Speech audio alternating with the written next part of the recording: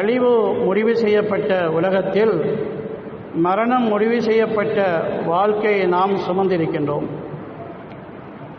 நாம் வாழுகின்ற வாழ்க்கை மரணத்தை சுமந்திருக்கிறது. எங்களை சுமந்திருக்கின்ற உலகம் அழிவுடைய முடிவை சுமந்திருக்கின்றது. பல இந்த உலகத்தில் என்னதான் பெரிய சாதனை செய்ய முடியும்? எங்களுடைய வாழ்க்கையும் திடீரென முடிந்துவிடும், உலகமும் அழிந்துவிடும். அப்ப இதனுடைய யதார்த்தம் என்ன? அழிந்து போகிற உலகமும் முடிந்து போகிற வாழ்க்கையும் எதற்காக அல்லாஹ் வைத்திருக்கிறான்? சரி, இந்த உலகத்தை ஏன் அல்லாஹ் அழிப்பான்? சரி, இந்த உலகத்தை படைச்சதுடைய வேலை முடிஞ்சு நீ தேவையில்லை, அழிச்சதான்.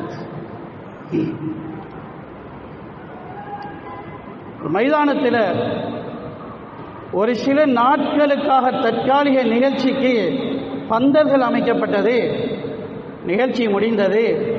அடுத்த வேளை அமைக்கப்பட்ட பந்தர்கள் உடைத்தெறியப்பட்டதுதான். தேவையில்லையது.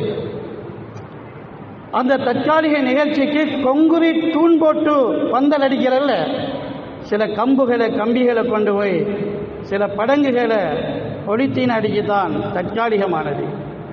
3 நாளைய வேலை, முடிவில் அது அழிகிறது. சரி, அல்ல அந்த உலகத்தில் ஒரு வேலை ஒன்று இருக்குது, அதை நடத்தி முடிக்க காட்டியும் உலகத்தை வச்சுக்கொள்வது. முடிஞ்சா உலகத்துக்கு முடிவு வந்துவிட்டது. அது என்ன வேலை? அது அந்த வேலை என்ன என்று விளங்காமல் வாழுகின்ற மனிதர்களுக்கு விளங்கப்படுத்தத்தான் 1,24,000 நபிமார்களும் வந்தார்கள். 4 வேதங்களும் வந்தது, 110 சுஹுபுகளும் வந்தது.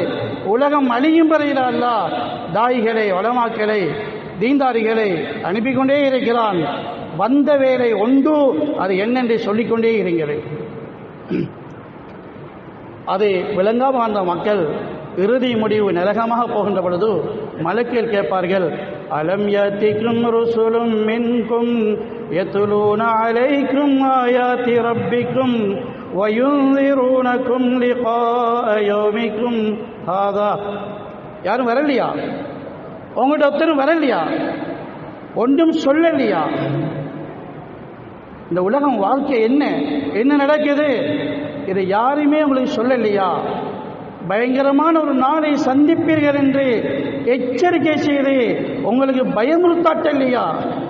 பயமே இல்லாமல் உலகத்தில் வாழ்ந்து முடிச்சு விட்டீர்களே. எமக்கு என்ன பயம்? கையில் காசு இருக்குது, தொழில் இருக்குது, வருவாய் இருக்குது, வாழுகின்றோம், திங்கின்றோம், ஆசை நிறைவேறுகிறது, தேவை நிறைவேறுகிறது. என்னத்தை பயப்பட என்றுதான வாழ்க்கை ஓடிக்கொண்டிருக்கிறது.